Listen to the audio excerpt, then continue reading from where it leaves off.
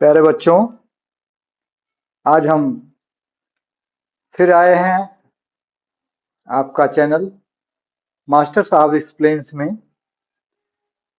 पिछले वीडियो में हम आप लोगों को बताए थे बायोडाइवर्सिटी, जैव विविधता के बारे में।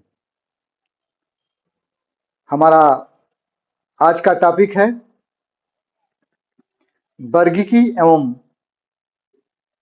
वर्गीकरण पद्धति। वर्गीकी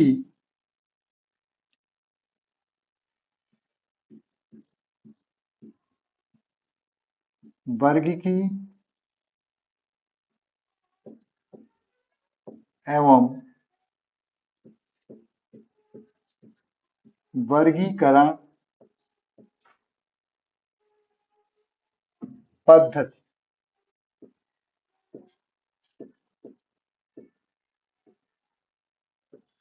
वर्गीकी एवं वर्गीकरण पद्धति, टैक्सोनॉमी एंड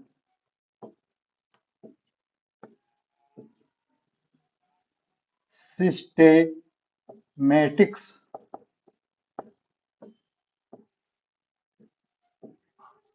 वर्गीकी एवं वर्गीकरण पद्धति। टैक्सोनॉमी। टैक्सोनॉमी क्या है? जीव विज्ञान की वह शाखा जिसके अंतर्गत हम जंतुओं एवं पेड़ पौधों के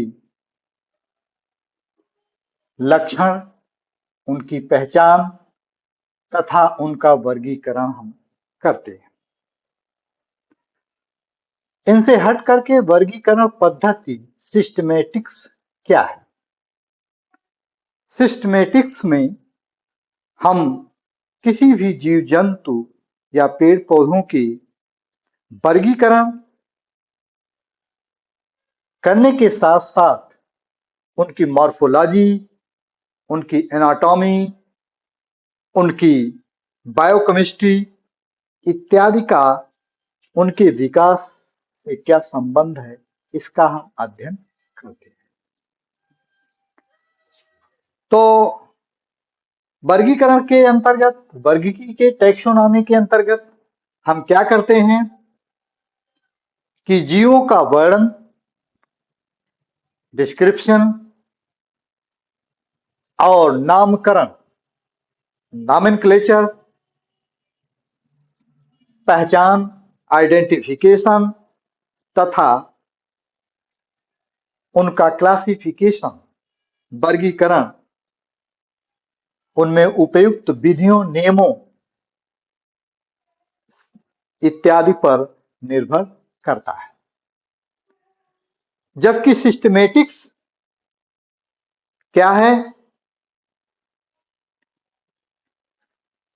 वर्गीकी के साथ साथ यानी टैक्सोनॉमी के साथ साथ इनमें हम उनकी विविधता, तुलनात्मक एवं विकासात्मक, इवोल्यूशनरी तथा जातिवृत्ति, फाइलोजेनेटिक संबंधों का अध्ययन किया जाता है, जो जीवों के तुलनात्मक कार्य की, शारीरिकी, पारिस्थितिकी, फाइलो फिजियोलॉजी और बायोकेमिस्ट्री के लक्षणों पर आधारित होता है। अर्थात कहने का मतलब कि टैक्सोनॉमी छोटी चीज है, जबकि सिस्टेमेटिक्स ये बड़ी चीज है।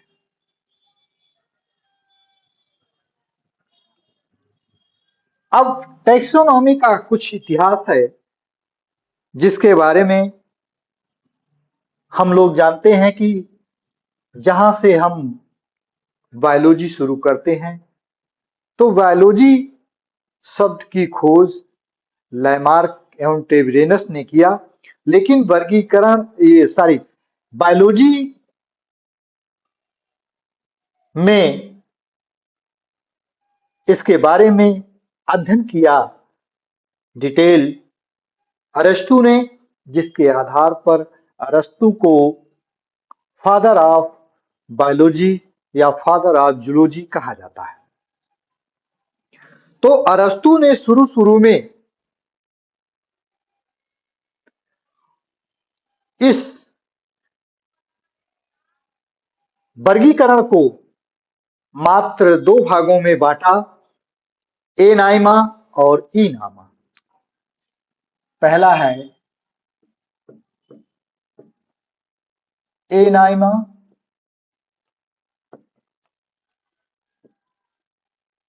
और दूसरा है ईनाइमा। एनाइमा और ईनाइमा, उन्होंने एनाइमा के अंतर्गत ऐसे प्रकार के जंतुओं को रखा जिसमें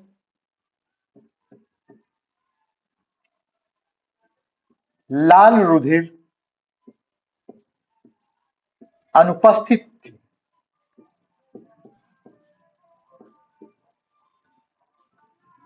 तथा ईनाइमा के अंतर्गत ऐसे जंतुओं को रखा जिनमें लाल रुधिर उपस्थित थे।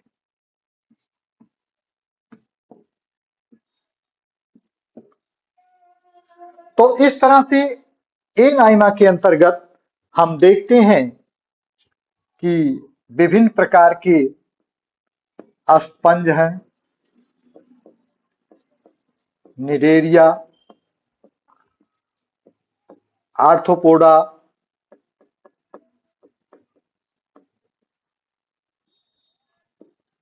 इकाइनोडर्मेटा,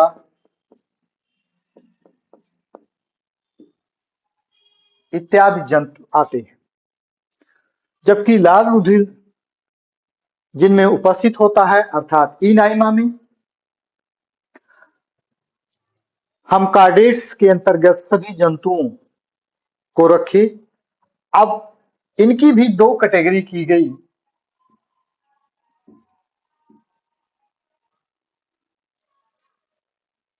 एक तो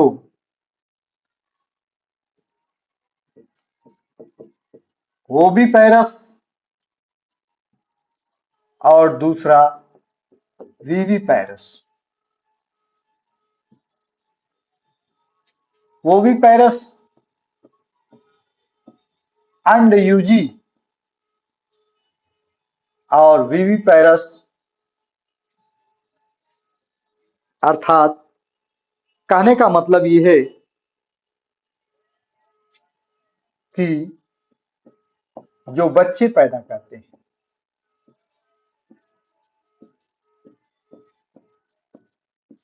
अंडे देने वाले और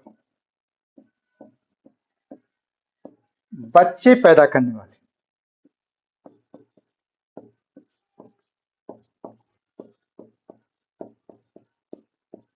तो अंडे देने वाले में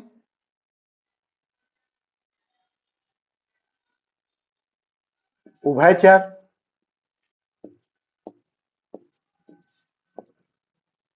उभयचर, मत्स्य, सरीसृप और पक्षी तथा बच्चे देने वाले में स्तनधारी। इस तरह से ये अरस्तु का वर्गीकरण था शुरू शुरू में, जिसको एनाइमा और ईनाइमा के अंतर्गत रखा गया। परंतु ये पुराना वर्गीकरण था। इसके बाद नया वर्गीकरण आया और उस नया वर्गीकरण को हम दूसरे टॉपिक में पढ़ेंगे, बाइनोमियल नॉमेनक्लेचर, द्विनामकरण पद्धति।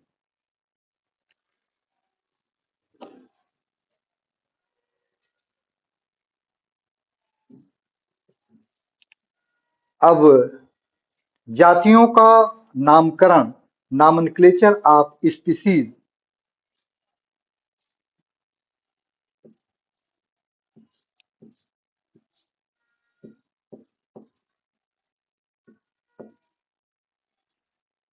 जातियों का नामकरण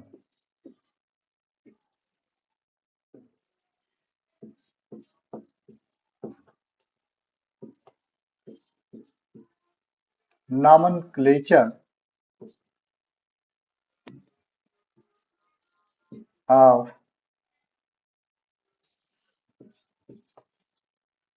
species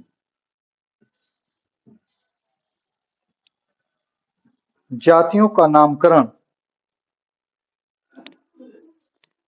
ये जितनी भी प्रकार की जातियां हैं इनका नामकरण करने के लिए शुरू में हमें वैज्ञानिक पद्धति नहीं मालूम थी, तो इस तरह से इनका कॉमन नाम था या सामान्य देसी नाम था, जिसके आधार पर हम हर जाति को परिभाषित करते थे।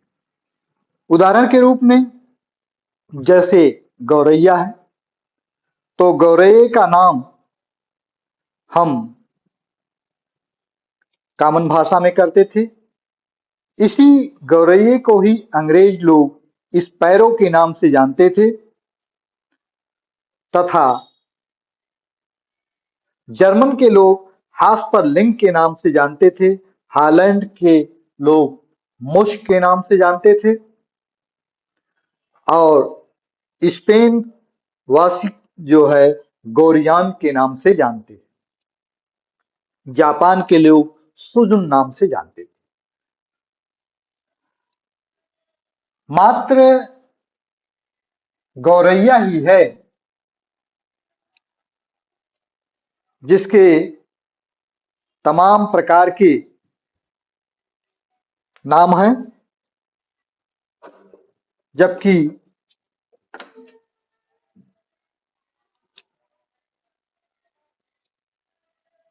कई देशों में उसको अलग अलग रूप में अलग अलग नामों से पुकारते हैं।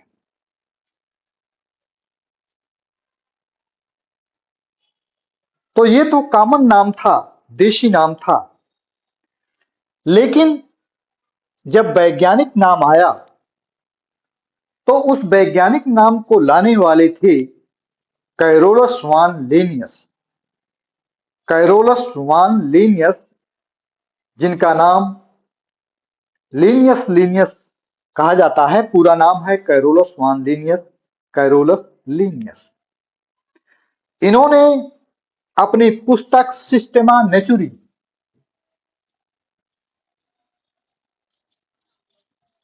सिस्टेमा नेचुरी अपनी पुस्तक सिस्टेमा नेचुरी में 1757 ईस्वी में 1757 या 1758 ईस्वी में सिस्टेमा नेचुरी पुस्तक इन्होंने प्रकाशित कराया और उस पुस्तक में लगभग 4236 जातियों का वर्गीकरण किया। 4236 जातियों का वर्गीकरण किया, क्लासिफिकेशन किया।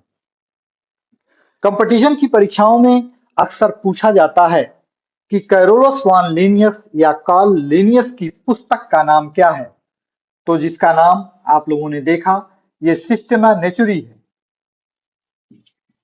कैरोलस लिनियस, इनकी पुस्तक का नाम है सिस्टेमा नेचुरी और ये प्रकाशित हुई थी 1758 ईस्वी में। तो पहला तो क्वेश्चन इससे बनता है कि कैरोलस लिनियस की पुस्तक का नाम क्या है, सिस्टेमा नेचुरी। दूसरा क्वेश्चन बनता है कि किस सन में प्रकाशित हुई थी, 1758 ईस्वी में। क्योंकि कैरोलस वान लिनियस ने 4236 जातियों का वर्गीकरण किया, क्लासिफिकेशन किया, इनका नाम रखा, इसलिए इनके आधार पर हम कैरोलस लिनियस को फादर ऑफ टैक्सोनॉमी कहते हैं या बाइनॉमियल नॉमेनक्लेचर के जन्मदाता के नाम पर हम इन्हें कहते हैं। तो इनका बाइनॉमियल नॉमेनक्लेचर जो है, बाइनॉमियल सिस्टम ऑफ नॉमेनक्लेचर,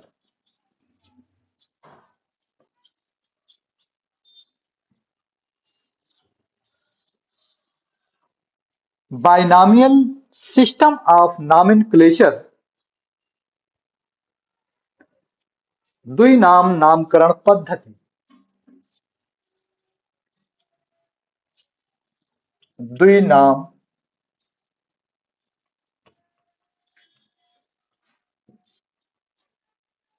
नामकरण पद्धति।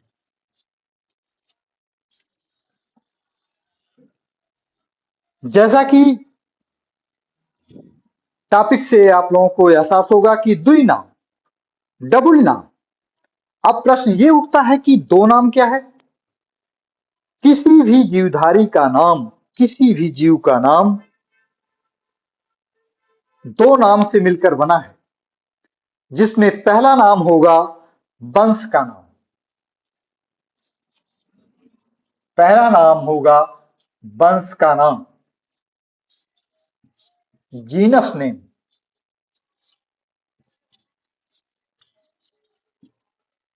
और दूसरा नाम होगा जाति नाम,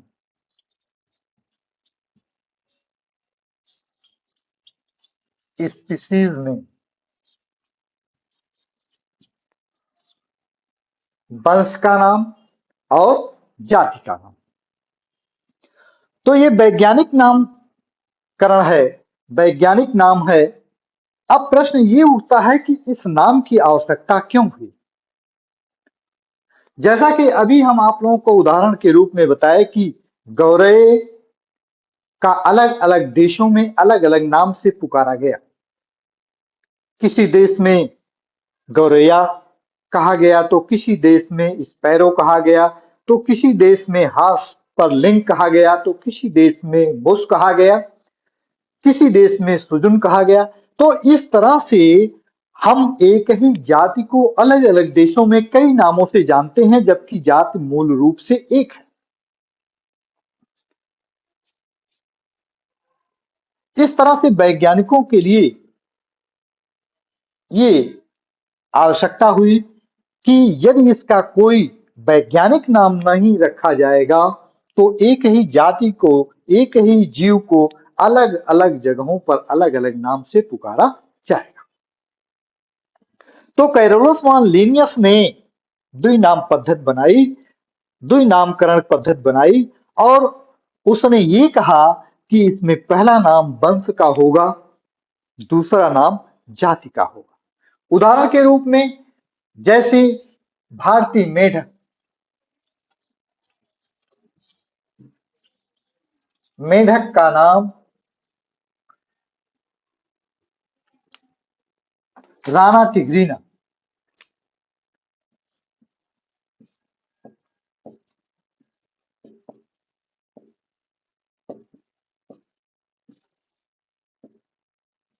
मेढक का नाम राना टिग्रीना।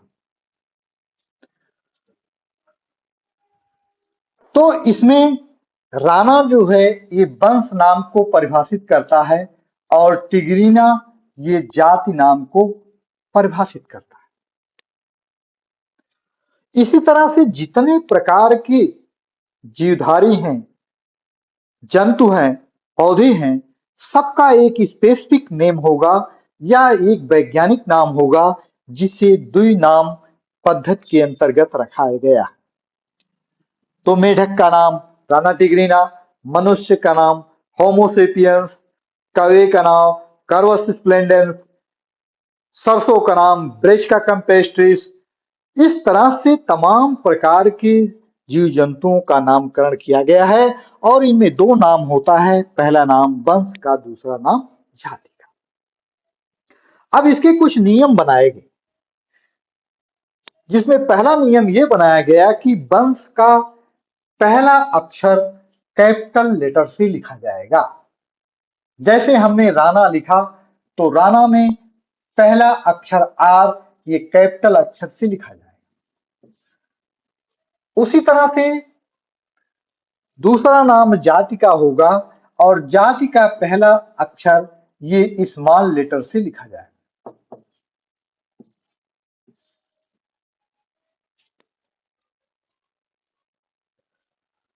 दूसरा नियम ये बनाया गया कि ये नाम जो लिखा जाएगा ये थोड़ा सा तिरछा लिखा जाएगा। इसके पीछे कारण है कि तिरछा क्यों लिखा जाएगा, क्योंकि ये नाम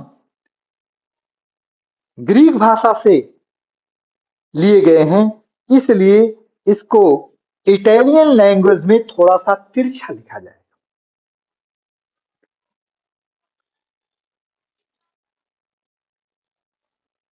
अगला नियम,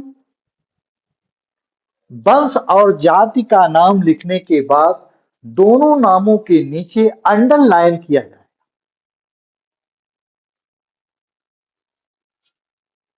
तो ये नाम बाइनॉमियल नॉमेनक्लेचर या बाइनॉमियल सिस्टम ऑफ नॉमेनक्लेचर द्विनाम पद्धति है, जिसके अंतर्गत हम किसी भी जीवधारी का नाम दो अक्षरों से तो लिखें। इसी के साथ साथ अगली चीज आती है कि ट्राइनॉमियल नॉमेनक्लेचर। ट्राइनॉमियल नॉमेनक्लेचर क्या है? त्रिनाम पद्धति। त्रिनाम पद्धति में क्या होता है कि कभी कभी ऐसा देखा गया है कि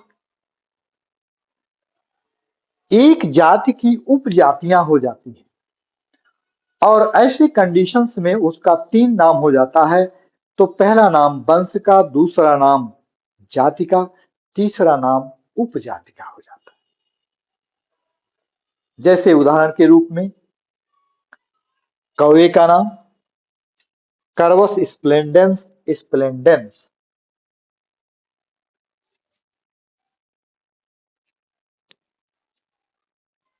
कर्वस स्प्लेंडेंस स्प्लेंडेंस।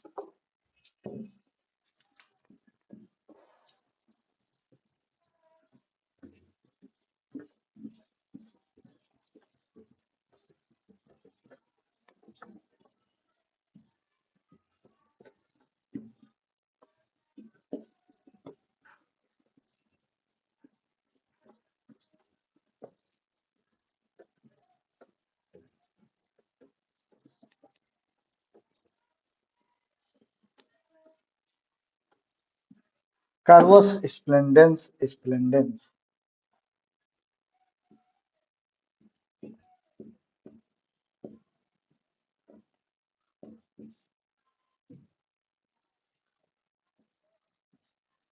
कौवे का नाम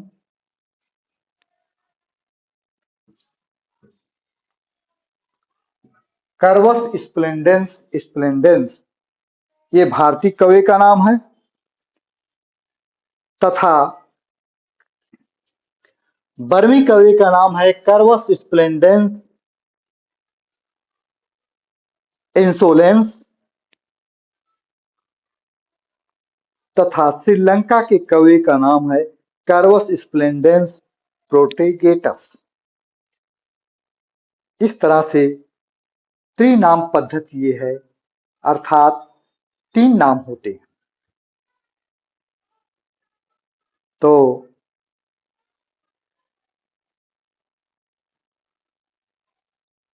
आज आप लोगों को हमने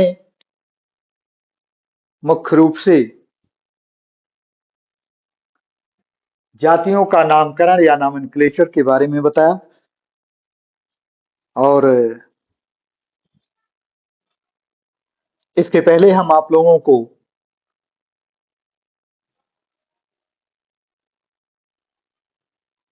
बताए वर्गीकी और वर्गीकरण पद्धति, टैक्सोनॉमी और सिस्टेमैटिक्स। तो इस तरह से हमने ये छोटे छोटे 2 टॉपिक आप लोगों को बताए। अब इनमें जो भी आप लोगों को कमेंट करना है वो करिएगा, और जो अच्छा लगे चैनल को सब्सक्राइब करिएगा और दूसरे लोगों को शेयर करिएगा। धन्यवाद।